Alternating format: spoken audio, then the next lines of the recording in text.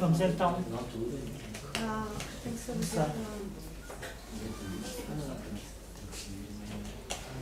Como? Bateria. Está a acabar a bateria.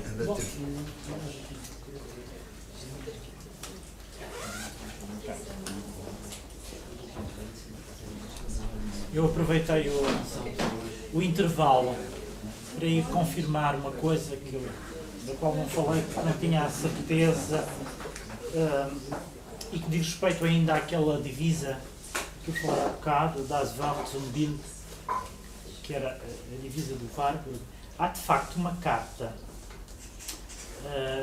que ele enviou ao irmão mais novo, Max, que se chamava Max, uma carta de 1928, onde ele, quando ele fala desta divisa, quando diz que a divisa, a palavra de ordem que adotou para o seu trabalho, que de alguma maneira resume a sua própria metodologia, é esta, que pode ser traduzida pela frase das Wort zum Bild, portanto a palavra à imagem. Ele diz que isso é o princípio fundamental da sua metodologia, que ela inspirou a sua atividade desde o início da sua investigação e que, no início dessa investigação está a palavra. Isto é curioso, eu estava com alguma hesitação em dizer isso, mas de facto esta carta esclarece isso, mas eu não estava completamente certo do que é que se tratava, tinha uma vaga ideia de ter lido qualquer coisa sobre esta carta, mas fui verificar.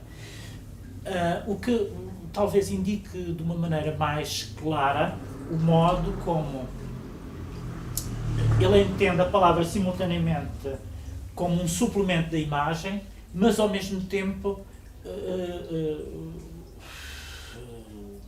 carregando na ideia, sublinhando a ideia de que a imagem deve falar por si mesma. Ou seja, o Das Wort zum Bild, que se torna reversível em qual é a outra frase em que ela se torna reversível? Zum Wort das Bild, portanto que é o seu reverso, seria precisamente, e que também está atestada nos seus apontamentos, indicaria precisamente o modo como ele tende a pensar que a imagem deve falar por si mesma. E quando se diz a imagem deve falar por si mesma, é como se ela, o falar aqui, é uma metáfora que indica ao mesmo tempo que é necessário nós termos em conta a dimensão verbal para podermos também entender a imagem. Não sei se me estou aqui a fazer entender, ou seja, há alguma contradição em tudo isto, mas a contradição é precisamente a contradição inerente à relação entre a palavra e a imagem.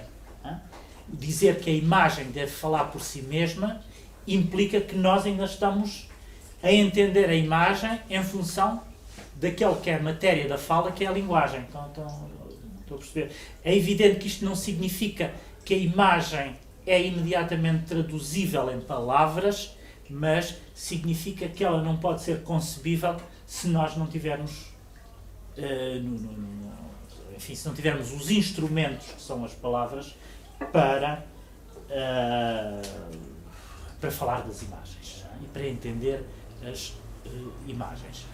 E portanto, quando ele pretende que a imagem deve falar por si mesma, no fundo, utiliza aqui a palavra falar, cuja matéria é precisamente a da linguagem. É essa contradição que eu me estou a referir. Uma imagem que falasse por si mesma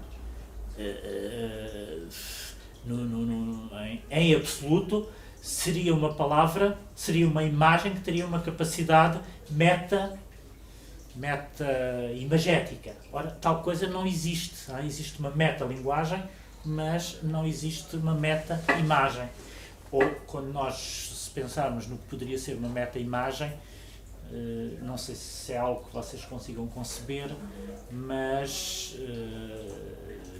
se calhar ainda nos situamos na lógica da linguagem sempre que utilizamos aí essa questão do recuo que a palavra beta supõe. Não sei se estão a perceber o que é que eu estou a querer dizer com isto, mas sobretudo o que eu estou a querer analisar esta contradição quando ele diz que a imagem deve falar por si mesma. Falar por si mesma seria um paradoxo. Se ela fala por si mesma, não fala, porque a fala é a utilização de palavras, estão a ver? E, portanto, falar por si mesma seria deixar-nos sempre no domínio da imagem. Ora, o que acontece é que nós não conseguimos ficar o tempo inteiro no domínio da imagem, não conseguimos continuar eternamente na lógica da imagem, porque a lógica da imagem é uma lógica do inefável, daquilo que nem pode ser dito, nem pode ser pensado. E, portanto, ele quando fala na iconologia do intervalo, a iconologia dele situa-se precisamente nesta espécie de contradição entre aquilo que é da ordem da linguagem e o que é da ordem da imagem. E ele está constantemente a oscilar entre os dois polos, também aqui, entre as duas coisas. Portanto, e no fundo, mais uma vez, nós podemos reverter a palavra à ideia de logos e podemos reverter a imagem à ideia do pathos. E ela pode tanto mais ser reversível à ideia do pathos, quanto a imagem, do ponto de vista, portanto, na concepção que o Warburg tem dela, ela corresponde sempre à impressão de uma espécie de emoção originária que foi ali impressa e que corresponde a uma afetação, portanto, a uma afecção que se prolonga em termos temporais e que nos dá uma espécie de história em movimento. Isto é, as imagens são portadoras de história exatamente na medida em que o contrário também é verdade. A história, do ponto de vista do Warburg, tem como órgão fundamental as imagens. E, portanto, digamos, enquanto que a imagem, no sentido tradicional, era entendida sempre como algo de fixo, não é? Havia uma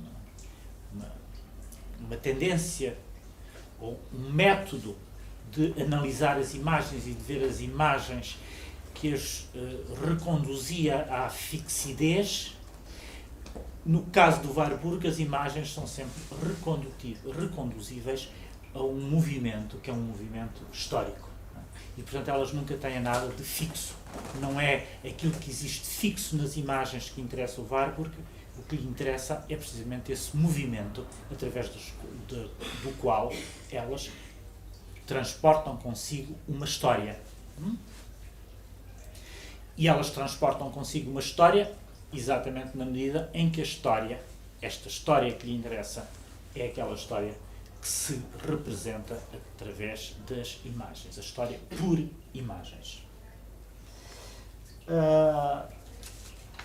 Mas não sei se ainda em questão, enfim, esta história por imagens de que ele fala, no fundo, significa também que as imagens, e na questão, enfim, o modo como ele trata da ninfa, isso é muito claro, as imagens são como que espectros, fantasmas, que, e portanto que têm essa espécie de vida que é uma vida fantasmática, que vão encarnar em determinado momento. Aqui o que se torna complexo é perceber de que modo é que elas encarnam, porque é que em determinado momento elas encarnam. Quando eu sublinhei o lado um pouco inconsciente, e eu digo um pouco inconsciente porque já estou, digamos, a modalizar as coisas de uma maneira um pouco diferente. Portanto, quando falei na memória coletiva e inconsciente, A palavra inconsciente talvez não seja, induza ligeiramente em erro. Primeiro, porque é uma palavra extremamente marcada enfim, pela teoria do inconsciente do Freud. E depois, na verdade, o Warburg não exclui a ideia de que há um sujeito histórico que deve fazer surgir as imagens, retirá-las da sua condição fantasmática para fazer com que elas encarnem. Estão a ver? Ou seja, o processo não é meramente inconsciente. É preciso que haja um sujeito histórico. E, portanto, é um processo próprio de um sujeito histórico. E, portanto, não é completamente inconsciente. Quer dizer, esse... portanto, tanto mais que ele não fala ele nunca fala, por exemplo, de inconsciente coletivo. A questão está aí. Ele fala de memória social ou memória coletiva, mas não de inconsciente coletivo. O inconsciente coletivo é uma noção do Jung. O inconsciente coletivo é aquilo que faz renascer os arquétipos. Ora, o Warburg não se situa nem na lógica, nem no nível, no plano dos arquétipos. As imagens são históricas. A história é que os polariza. A história é que as faz surgir. E elas vão se carregando de tempo histórico. As imagens são todas elas carregadas de tempo histórico. Quando ele faz a crítica destas imagens, que ele define como salada de imagens, no fundo, o que ele está a dizer é: estas imagens são subtraídas ao tempo histórico e, sobretudo, não têm aquela qualidade que é própria das verdadeiras imagens, que é uma pluristratificação semântica, portanto, uma variedade de estratos, uma pluralidade de estratos semânticos, que elas vão acumulando ao longo da história. Estão a ver? Portanto, essa imagem é detentora de uma determinada riqueza e de um determinado efeito, porque ela foi acumulando vários estratos semânticos ao longo da história, nesse processo de polarização, através do qual a história vai subvertendo, vai invertendo também aquilo que era o seu significado original. Portanto, vai acrescentando mais significados, vai invertendo o significado que ela tinha originalmente. E, portanto, ela vai sendo dotada de uma pluralidade de estratos semânticos. Ora, este tipo de imagens e a crítica que ele faz a esta emergência e difusão e proliferação de imagens no mundo contemporâneo, portanto, essa crítica deve-se precisamente ao facto de ele não reconhecer nestas imagens essa capacidade de serem cristais do tempo, de cristalizarem em tempo e de transportarem consigo qualquer espécie de memória histórica e, portanto, são destituídas dessa pluralidade de estratos semânticos. Estão mais ou menos a perceber o que é que ele, no fundo, pretendia. Simultaneamente, isto ajuda a perceber aquilo que ele entende por imagem e porque é que ele diz que a imagem é o próprio órgão da história, porque é que a história se faz por imagens, e ao mesmo tempo a maneira ajuda a perceber o modo como ele contrapõe essas imagens dotadas dessa memória histórica por oposição às outras imagens, que são também completamente artificiais na sua linguagem, utilizando a sua linguagem, porque enquanto que as outras eram fenómenos antropológicos totais, para utilizar novamente essa expressão do Mauss, estas remetem para uma espécie de, e aqui utilizo as palavras do Warburg, para uma antropologia artificial. Uma antropologia artificial. E esta noção de que estas imagens são indutoras e ao mesmo tempo remetem para uma antropologia artificial é interessante e suponho que é um pouco pioneira, porque, enfim, já nos anos 80, quando começa a haver vários teóricos destas questões que dizem respeito à imagem, à proliferação das imagens, ao regime contemporâneo das imagens, e, portanto, quando se começa a analisar em força e com os instrumentos teóricos mais atuais a questão da civilização, daquilo que é entendido como a civilização da imagem, há, por exemplo, um autor como o Bourdieu, que vai precisamente também falar desta questão da antropologia, do tempo de uma antropologia artificial. Não é? E também relaciona essa ideia da antropologia artificial com a questão das imagens. Digamos que há aqui uma intuição do Warburg que a torna pioneira de algumas coisas que foram ditas já muito posteriormente e num momento em que, digamos, a história confirmava essas intuições que ele tinha tido. Mas eu julgo que mais importante do que ver no Warburg um anunciador de coisas que depois vão ser elaboradas teoricamente de outra maneira, inclusivamente esta questão da antropologia artificial de que as imagens seriam detentoras, é ver que há aqui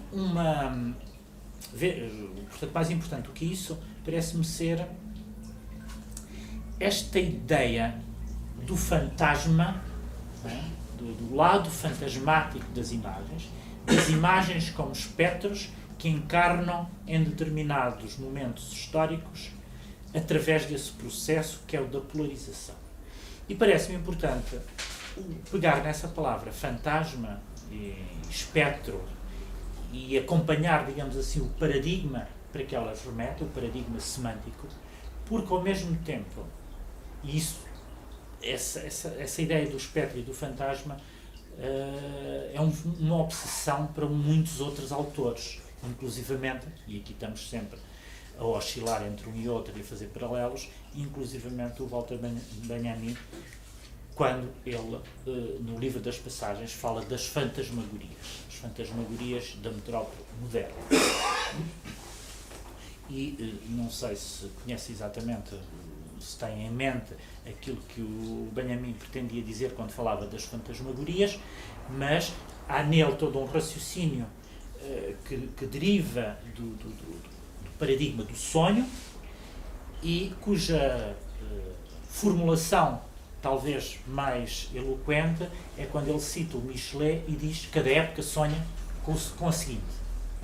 Cada época sonha com o seguinte. E no fundo todo o seu método era todo o seu método de análise do mundo contemporâneo, portanto do século XX, a ideia de que se podia fazer uma história material do século XX, que era aquilo que o Benjamin pretendia fazer com o seu livro das passagens, era a ideia de que o século XIX era, e sobretudo a metrópole moderna, era aquilo, não, ou melhor, o século XX era aquilo com o qual o século XIX tinha sonhado e que tinha despertado precisamente no século XX. Não é? Portanto, o século XX estava a despertar do sonho próprio do século XIX. Estou-me a fazer entender. Não é? Portanto, a ideia de que cada época sonha com o seguinte, ali naquele caso, e transpondo isto para a análise da contemporaneidade que o Benjamin fazia, ele queria dizer, ele analisa o século XIX, ele vai em busca das grandes transformações, sobretudo das grandes transformações da metrópole moderna no século XIX, querendo dizer, isto é um sonho, o século XIX sonhou com isto, e nós só despertámos deste sonho no século XX. E, portanto, o século XX é o despertar desse sonho próprio do século XIX.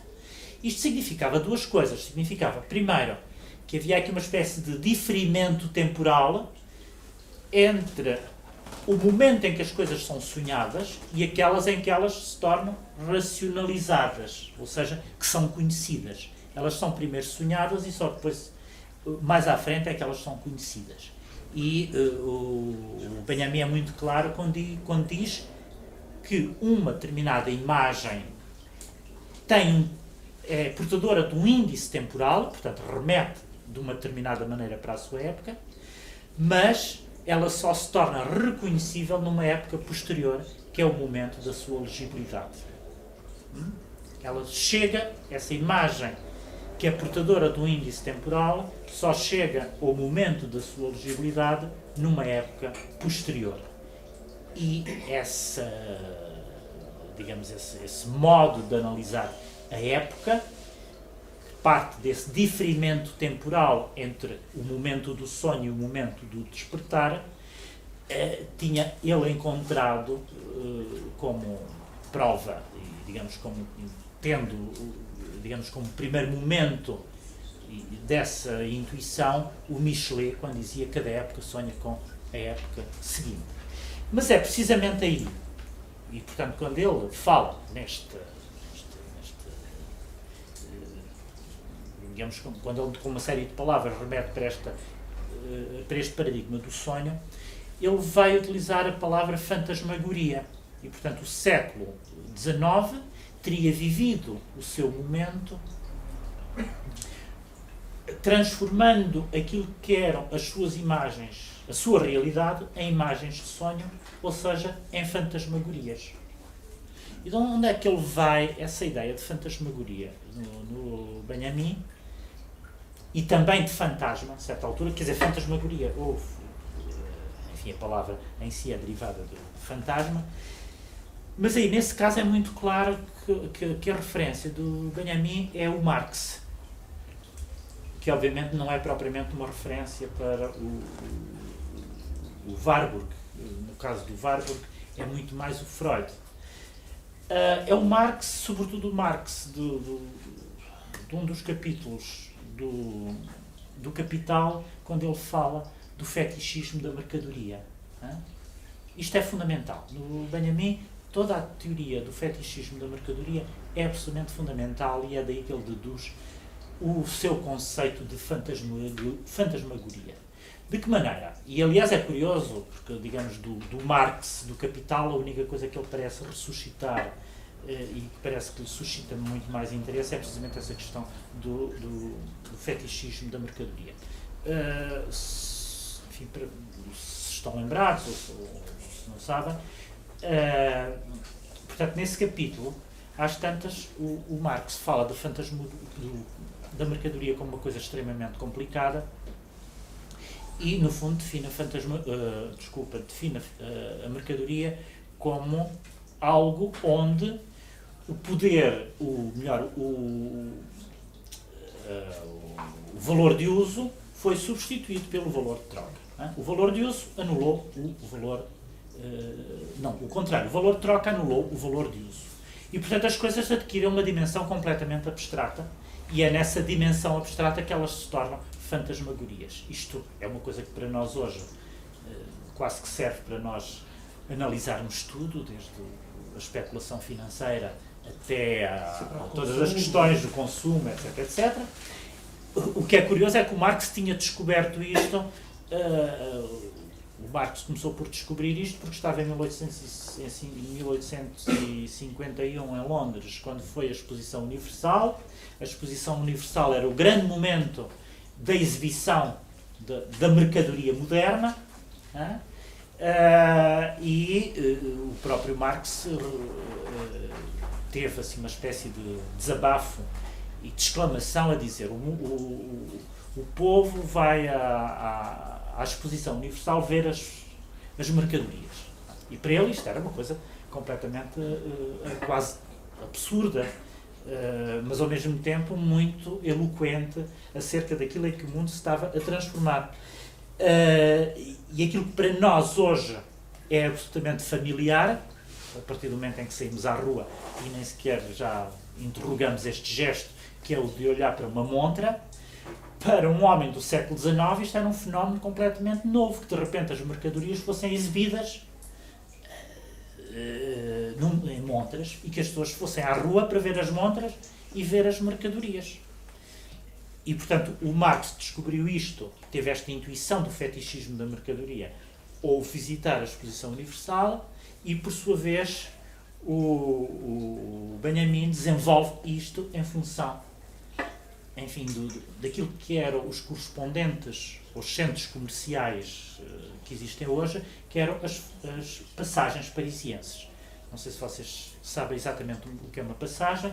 ainda existem 2 ou 3 em Paris, mas é aquela estrutura arquitetónica que permite passar de uma rua à outra, uma estrutura de vidro e de ferro, digamos, aí foi-se estabelecendo o comércio, que estava protegido das intempéries do exterior, e portanto era um lugar climatizado, mas ao mesmo tempo também intermédio entre o interior e o exterior. Isso é que era curioso. A passagem era um lugar intermédio, não era um lugar completamente interior, mas também não era um lugar completamente exterior. E este elemento arquitetónico, que era as passagens, e que é uma descoberta do século XIX, e sobretudo uma descoberta da arquitetura do Haussmann, portanto, quando nasce a Paris moderna, era uma coisa como potencialidades, do ponto de vista da vida moderna e do comércio, potencialidades enormes.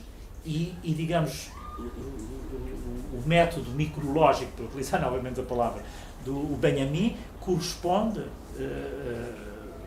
implica, ou melhor, ele deduz desse elemento arquitetónico que são as passagens, toda uma teoria da modernidade. Ou seja, a partir de um elemento material, ele deduz toda uma teoria da modernidade. E por isso é que se trata não apenas do método micrológico, mas do projeto de fazer uma história material da modernidade, aquilo que eles chamavam uma história material da modernidade. Não? Agora, há aqui um elemento que é o da materialidade, a que o Benjamin está atento, e está atento em todas as suas dimensões. Era como se ele tivesse antenas no ar, não é antenas, antenas para captar todas as transformações do mundo moderno. E, portanto, a ideia de fantasmagoria e de abstração, que vai ser quase uma metodologia do pensamento benjaminiano, é sempre feito a partir de elementos materiais e elementos pequeninos e que fazem parte da vida cotidiana das pessoas. Faz parte da vida cotidiana das pessoas. O Warburg situa-se noutro nível completamente diferente. Em primeiro lugar, não está propriamente a fazer uma história da modernidade e, portanto, o seu tipo de preocupações e os seus objetos são outros, mas, ao mesmo tempo, é alguém que, quer dizer, que olha o seu tempo olhando para trás, para o passado, e é em função do passado que ele pretende ver o seu tempo, e sobretudo a partir de, enfim, abstrações, de conceitos, portanto, uma dimensão conceptual que não tem em conta todas as transformações materiais da vida moderna. Estou aqui a referir-me, quer dizer, não estou a valorizar um modo de pensamento e outro, estou apenas a mostrar as diferenças, mas e estou a pôr em paralelo porque, no fundo, sendo os métodos completamente diferentes, há linguagens e conceitos que são iguais. Isso é que é curioso, não é? Aliás, por exemplo, nós vamos ver isso, vamos dedicar uma sessão a isso, a ideia da imagem dialética é um conceito fundamental no Benjamin, e o Warburg tem exatamente o mesmo conceito de imagem dialética, simplesmente com um significado completamente diferente, porque de facto a imagem dialética do Benjamin era uma coisa que tinha que ver precisamente com a vida moderna. Há um texto de 1923, muito interessante, um texto muito pequenino do Benjamin, que se chama O Capitalismo como Religião. Que foi um texto que, enfim, um mero fragmento, não ocupa mais do que uma página e meia, onde ele faz uma espécie de análise do capitalismo enquanto religião, ou seja, com os seus momentos eucarísticos, com os seus rituais religiosos, com os momentos em que com as suas interdições e as suas prescrições, e no fundo a conclusão que ele tira é, enquanto que na religião há um momento em que há o dia, o Shabat, que é o dia em que Deus descansa, no capitalismo a atividade é permanente, não há nenhum momento de descanso e, portanto, não existe o Shabat, não existe um único momento de intervalo, nem em que a coisa se detenha, que o processo se possa deter. E o texto acaba por ser quase irónico nesse aspecto, mas aí é muito claro nesse texto do capitalismo como religião e sobretudo relacionado com o tema das fantasmagorias que ele desenvolve tanto no texto sobre o Baudelaire, que se chama Paris, capital do século XIX. Enfim, são 3 textos no fundo, mas um deles, o mais importante, é Paris, capital do século XIX. Como em todo o material sobre o livro das passagens, a noção de fantasmagoria é importantíssima. E o que ele percebe aí é que há uma espécie de tendência para a abstração. Tudo começa a tornar-se abstrato. Tudo desaparece enquanto corpo físico. A fisicalidade começa a sublimar-se. De resto, há dias estávamos a falar de um livro dos anos 80, que retoma precisamente uma frase célebre do Marx, do Manifesto do Partido Comunista, que é tudo o que é sólido dissolve-se no ar. Isso é do Prato Coelho. Como? Isso é o Eduardo Prato Coelho, não é? Não, é um livro de um americano chamado Berman. Como é o primeiro nome dele? Michael Berman? Não é. Qualquer coisa Berman, e que está traduzido em português. Foi traduzido nos anos 90 e chama-se Tudo o que é sólido dissolve-se no ar. É uma coisa que, enfim, é um livro muito interessante, existe nas edições 70. Mas tudo o que é sólido dissolve-se no ar, como sabem, é uma frase do Manifesto do Partido Comunista.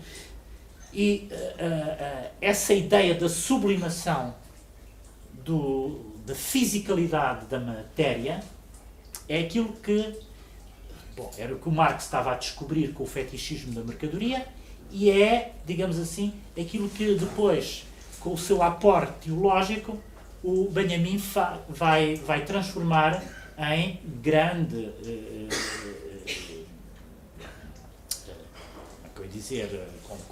como matéria de desenvolvimento teórico e que levará, enfim, a conclusões acerca dessa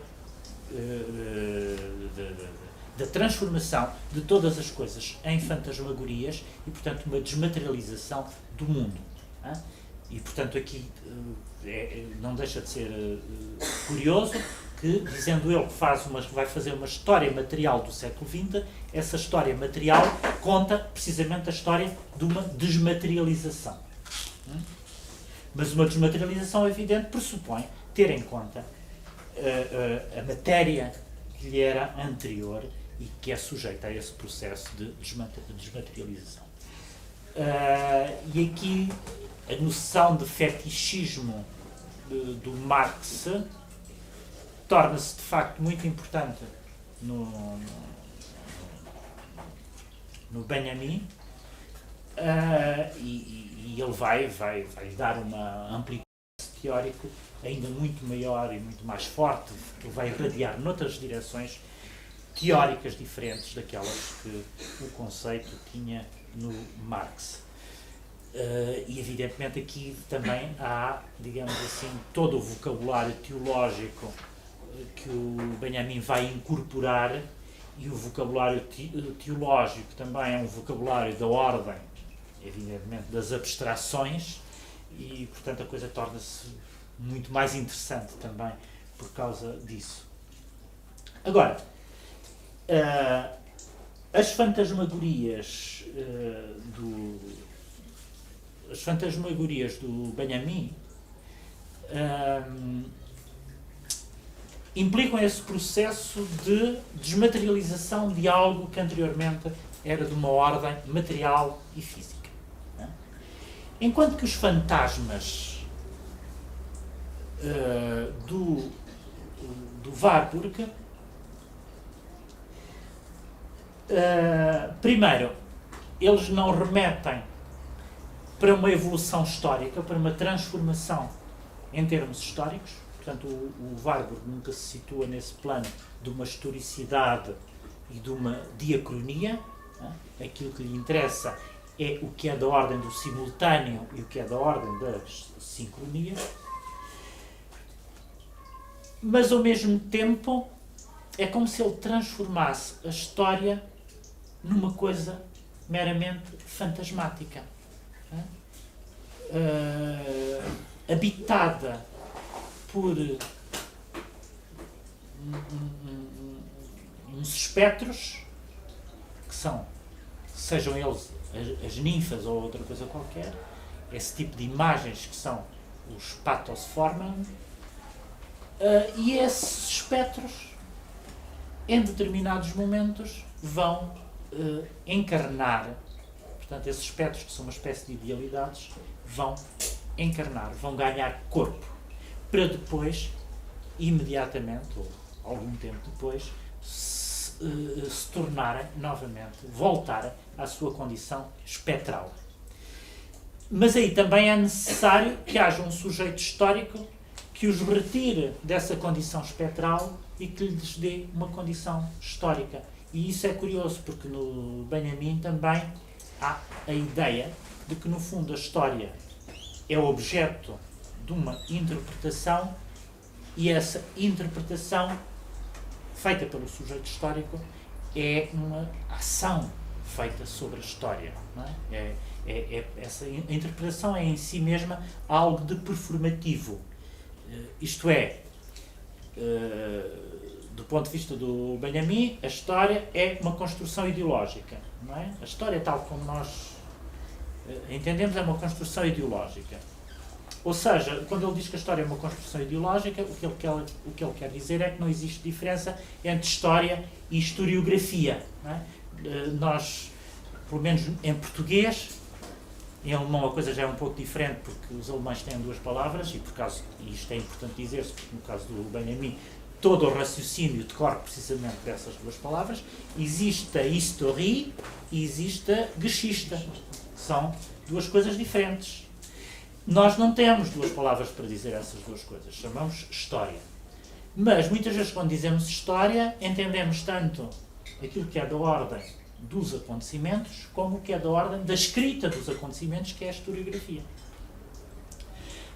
E nós distinguimos as duas coisas.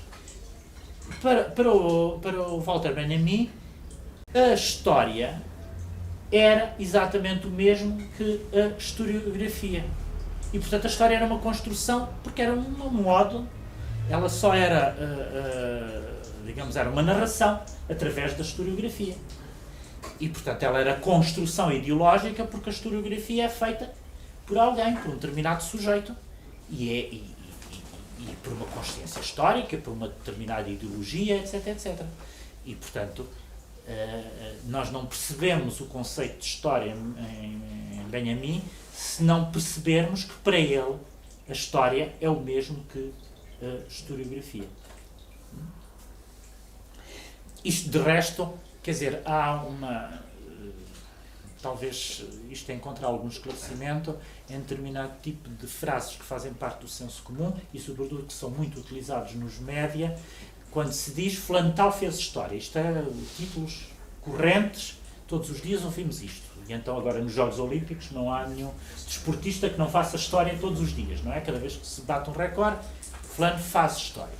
Do ponto de vista do Benjamin, uma frase como esta, fulano tal fez história, não tem sentido. Não, porque quem faz a história é quem a escreve. Ninguém mais faz história. Quem faz a história é quem a escreve. E, portanto, os acontecimentos não existem por si. A história só pode ser objeto de uma interpretação. E é essa interpretação que é ideológica.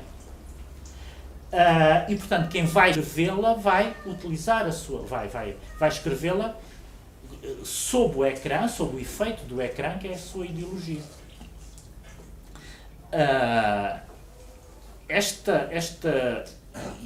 E daí o facto de...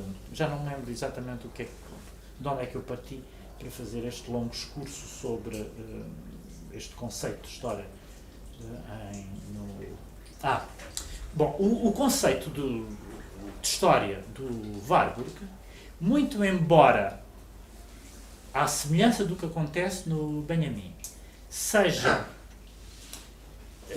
não seja uma história finalista, nem seja uma história progressista, portanto não implica esse telos histórico em direção a um fim,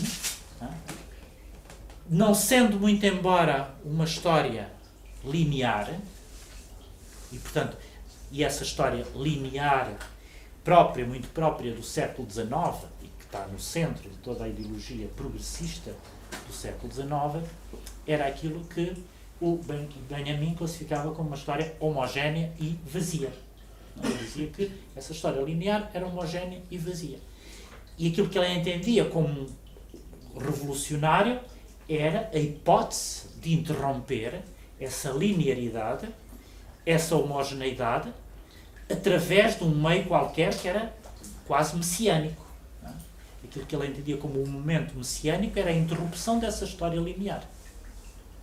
O que, de certo modo, contradiz um pouco a ideia que nós temos daquilo que é aquilo que é revolucionário e que não é revolucionário. Portanto, a ideia que nós temos do que é revolucionário, a revolução é feita da aceleração. Há um momento de aceleração da história. O revolucionário está na aceleração. Enquanto que para o Benjamin, o que era revolucionário não era aquilo que acelerava, mas era precisamente o que detinha, o que imobilizava. Era preciso imobilizar esse movimento imparável. Imobilizar essa concepção progressista ou progressiva da história. A revolução teria que ser isso, e não exatamente o seu contrário. Não era parar o comboio da história, dizia ele. Parar o comboio da história. Bom, mas no caso do Warburg, a concepção que ele tem da história também vai contra esta ideia de uma linearidade e de uma progressão em direção a um telos histórico. Mas desta concepção está ausente, primeiro, esta homogeneidade e esta equivalência entre história e historiografia, essa por aí, e está ausente também a ideia de que essa concepção da história seja objeto de uma construção ideológica. Aquilo que para o Benjamin era uma construção ideológica e, portanto, tinha que ser analisado em função das próprias, para falar em termos marxistas, condições de produção, em função enfim, eu não diria da luta de classes, porque era um pensamento um pouco estranho ao Benjamin, mas em função daquilo que eram as contradições do mundo moderno, das próprias forças em tensão, das forças sociais que estavam em tensão umas com as outras, o Warburg esvazia isso dessa espécie de tensão social, esvazia essa concepção da história em função dessa tensão social e introduz uma outra tensão, que é uma tensão de tipo antropológico, que é comum a todos os indivíduos. A tensão, no fundo, é essa tensão primordial, originária, entre o logos e o pathos. Digamos, de um lado está uma dialética que nós podemos encontrar numa matriz mais ou menos marxista, se quisermos, enquanto que do outro lado está uma dialética que podemos encontrar num pensamento que é próprio, no fundo, da metafísica ocidental. E, portanto, recorre a uma tipologia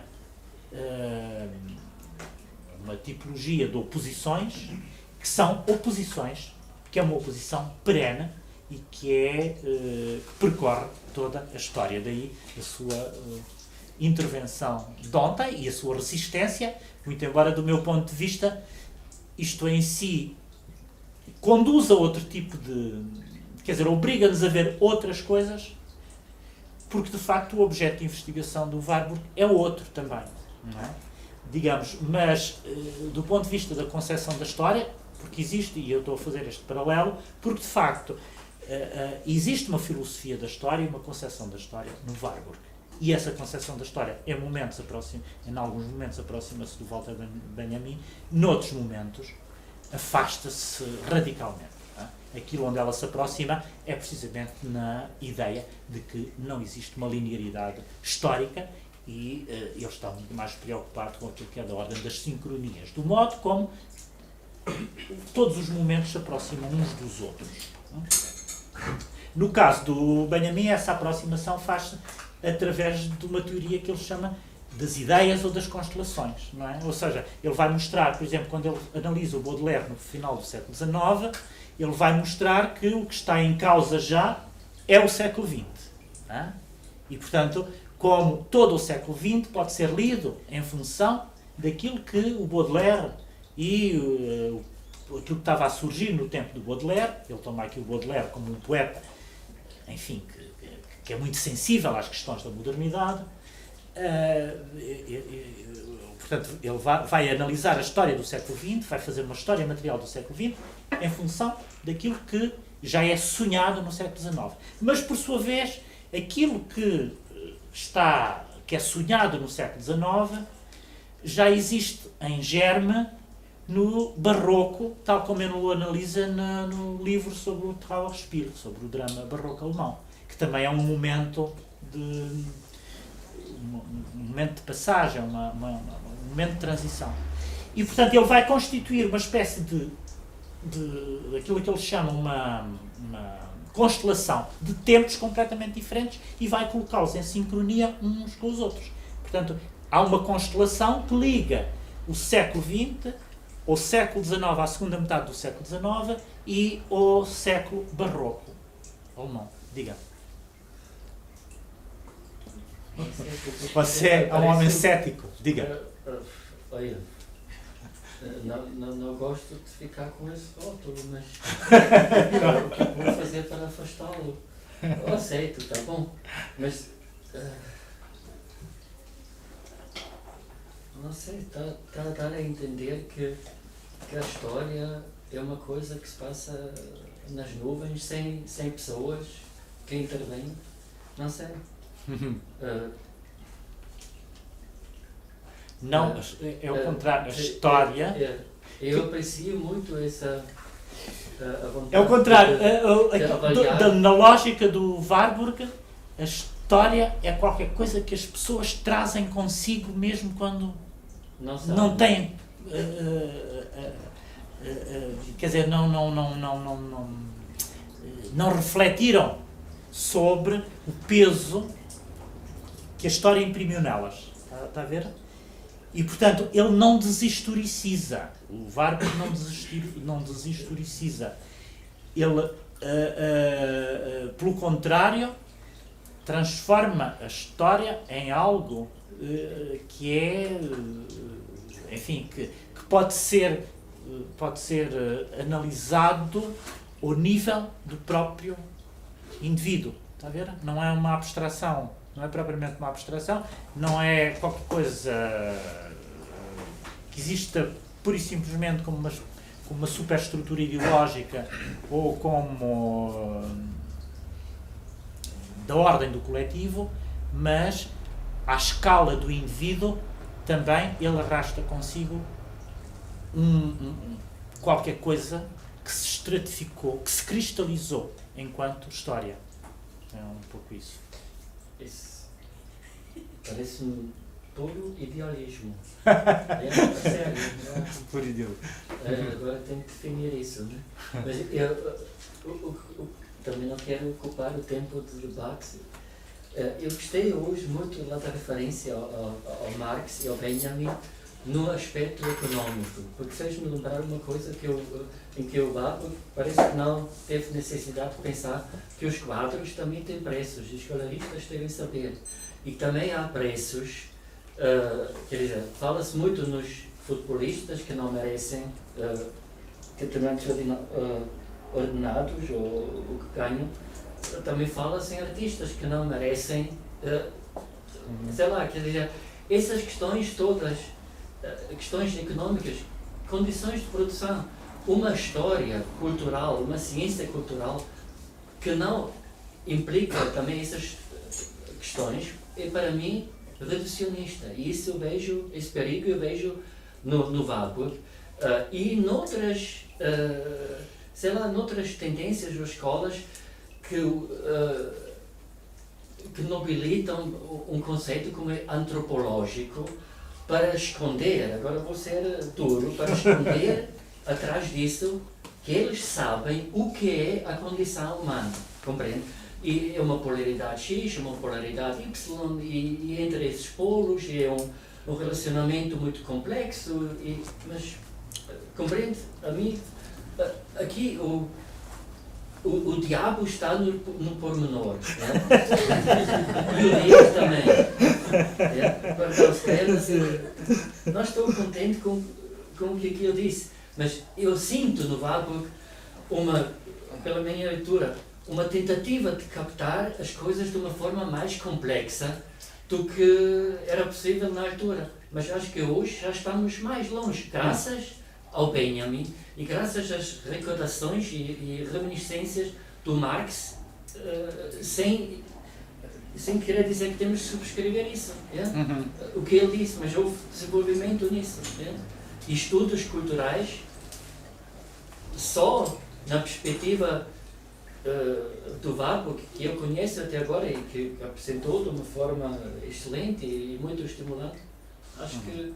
Olha, vamos ver, eu já disse isso no intervalo, se eu quero saber algo sobre a arte, já não ouso usar história, porque o Warburg podia dizer que não há historicidade, que é tudo contemporâneo, mas sabe o que? Eu não fiquei com muita vontade de ler o Atlas do Warburg, mas tenho vontade de reler outra vez a história da arte do Gombrich. Do Gombrich? Do Gombrich, E o Gombrich não é o Gombrich inclui também a sociologia da arte, na minha opinião. E pronto, mas que é um livro para... O Gombrich, como sabe, foi diretor do Instituto... Foi escrito para burros como eu. Do Instituto... Claro. Não, eu acho as suas intervenções são estimulantes, sempre, aliás, de toda a gente, porque estas coisas muito abstratas, de facto, que eu falo aqui, vocês ajudam quando colocam alguma questão, porque me obrigam não só a reformular as coisas de outra maneira, como a pensar nelas, porque senão isto torna-se uma coisa um pouco monocórdica e eu próprio há momentos em que não sei como avançar mais se não tiver resposta aí desse lado. E de facto tenho a consciência de que, no que diz respeito ao Warburg, há certos momentos em que as coisas são difíceis de explicar. E aliás, quando eu digo que são difíceis de explicar, estou-me a colocar numa posição de sujeito suposto saber que não sou. Quer dizer, vou por tentativas. Não sou nenhum especialista, nem tenho nenhuma palavra definitiva sobre o Warburg. Há aqui coisas que dependem da minha leitura, que provavelmente até exagero em alguns momentos, provavelmente até deturpo ligeiramente noutros, mas de qualquer das maneiras quero caminhar com alguma segurança. E, portanto, digamos, esta exposição que eu estou aqui a fazer deriva não só dos textos de ter lido o Warburg, mas de ter lido os seus comentadores. E aí é curioso, quer dizer, e aí a biografia sobre o Warburg eu conheço-a bastante bem, devo confessar, se alguma coisa posso reivindicar é de conhecer bem a bibliografia sobre o Warburg, porque é uma bibliografia relativamente restrita, porque ele esteve tantos anos, enfim, como nessa condição de desconhecido, de ilustre desconhecido, que praticamente não havia quase nada sobre ele, a não ser um artigo numa revista aqui ou ali, e as coisas que surgiram ainda logo em 1930. E, portanto, quase toda a bibliografia, a mais importante, começou a surgir a partir do final dos anos 90. E, portanto, é fácil, de repente, a gente ter uma biblioteca warburgiana com tudo. Dificilmente me aparece uma citação, seja de que livro for ou de que remeta, que eu não tenha também, porque quer dizer, assumi essa tarefa de tentar dominar a bibliografia. E a minha experiência foi a de ter passado de textos que para mim eram absolutamente indecifráveis, muitos deles, indecifráveis, a textos que são altamente estimulantes, que nos obrigam a pensar as coisas, algumas das coisas, de outra maneira, sobretudo a teoria da imagem, que é aquilo que me interessa mais particularmente, e sobretudo estas questões antropológicas e que têm a ver com a filosofia da história. E lendo essa bibliografia sobre o Warburg, nós percebemos de facto que aqueles comentadores avançam por hipóteses, e vão-se comentando uns aos outros e colocando de facto hipóteses sobre a interpretação dos textos de Warburg. É evidente que aqui ajudou muito o facto de muito do material que estava no arquivo ter vindo a ser conhecido nos últimos tempos. E, sei lá, para voltar novamente a esse texto relativamente esotérico, que é a introdução ao Atlas, ele provavelmente nunca seria fácil de ler, e continua a ser difícil de ler, mas seria praticamente ilegível se não houvesse pessoas que por tentativas foram lendo. A ciência também avança assim, por tentativas, por hipóteses, e depois se não fossem conhecidos apontamentos, notas, etc., em que o próprio Warburg trabalhou e em que ele esclarece algumas das questões através de outra linguagem, seja ela mais simples ou mais complicada, mas em que ele de alguma maneira esclarece aquilo que, enfim, que tinha dito. Aliás, ele é nitidamente alguém cuja obra não deveria ser feita através de textos escritos. Uma coisa que ele tinha dificuldade em fazer, que lhe provocava uma dor imensa. Ele achava que escrever era uma coisa dolorosa, teve sempre imensa dificuldade com isso e, no fundo, as suas grandes obras, os seus grandes projetos não correspondem a uma obra escrita, correspondem a outra coisa, muito mais material, como seja a biblioteca, como seja o Atlas. Isto não quer dizer que ele não tenha dado imensas conferências e que não tenha escrito imensos textos, mas, sobretudo, digamos, toda a erudição dele, e isso nota-se muito, tendia a um trabalho inacabado. Cada página de um texto escrito em definitivo, que ele considerava como definitivo, se é que ele alguma vez considerou algum texto como definitivo, arrastava atrás de si 100 páginas de notas e de erudição. Isso torna, de facto, as coisas muito mais difíceis e dá conta dos seus métodos de trabalho, que eram métodos muito esforçados, de facto. Mas, quer dizer, em certa medida, se você me perguntar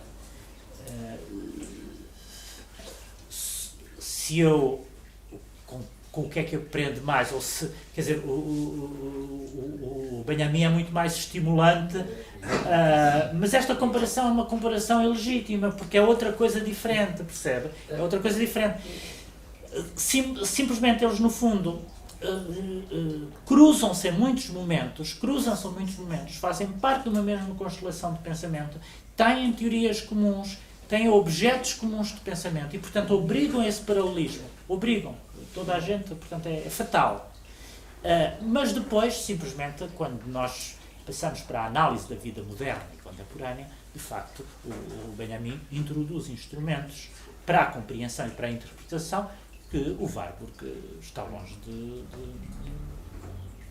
de introduzir, de fornecer. Isso eu também, eu queria dizer só isso, eu queria agradecer mais uma vez. No seu livro de ensaios está isso tudo, não é? Quer dizer, se eu comparo, isso também é injusto agora, né? Mas vê-se que a sua posição pessoal não é um warburgiano lá puro, não é? Acho que não. No mínimo é Warburg mais bem Sim, mas olha, mas curiosamente, deixa-me dizer uma coisa. Curiosamente, um dos domínios em que o Warburg foi utilizado, tem sido utilizado nos últimos anos, é, por exemplo, na iconologia política. O método da iconologia política, ou seja, a decifração dos cartazes, dos discursos dos políticos, é um dos domínios em que a iconologia warburgiana se revelou mais atuante e mais eficaz, e há gente neste momento, tanto na Itália e na Alemanha, a trabalharem na iconologia política a partir, digamos, de um extrato warburgiano. Isso é curioso. Com essas polaridades entre não, e patos? Não, sobretudo a questão. Repare, o Warburg era, para ele, a questão do gesto e da gestualidade era uma coisa importantíssima. Portanto, enquanto que, do ponto de vista da palavra e do discurso, a análise se detém na retórica, e nesse aspecto o que nós analisamos geralmente é a retórica do discurso político, para me referir a esse objeto de estudo em que o Warburg pode ser muito interessante e, sobretudo, muito produtivo. Digamos, estamos habituados a estudar a retórica do discurso político, ou seja, o tipo de figuras através da linguagem. O Warburg introduz a questão da gestualidade e do movimento do corpo, que obriga a ter em conta uma outra dimensão que, por analogia com a retórica, nós podemos dizer que também é retórico, mas em que se trata da gestualidade corporal e física e daquilo que diz respeito ao movimento. Repare, por exemplo, toda a questão do que é um gesto, o que é um gesto, e essa questão é muito importante para a dança, é uma questão que o Warburg, de alguma maneira, elucida. É possível uma teoria do gesto a partir do Warburg. Ele esclarece algumas questões, e aqui a questão da ninfa e da fórmula de patos, e há outros momentos em que ele fala da gestualidade, ou quando ele fala da mímica intensificada, no fundo, a pouco e pouco, também não de uma maneira sistemática e teoricamente formulada em termos teóricos, enfim, com ferramentas conceptuais que são aquelas que fazem parte da tipologia do discurso teórico, mas ele, a pouco e pouco, vai construindo, é possível deduzir dele, uma teoria da gestualidade que é importante também para nós percebermos o que é a dança. E isso é interessante. Ou seja, o Warburg em si, e nos seus textos, às vezes nós sentimos que ele se detém no momento em que nós queríamos que aquilo fosse mais longe, mas tudo nele permanece um pouco inacabado. No entanto, se nós conseguirmos, e quem trabalha a partir dele, se conseguir prolongar aquilo torna-se muitas vezes muito mais interessante do que é tal como existe originalmente. E pronto, ficamos por aqui. Desculpem lá.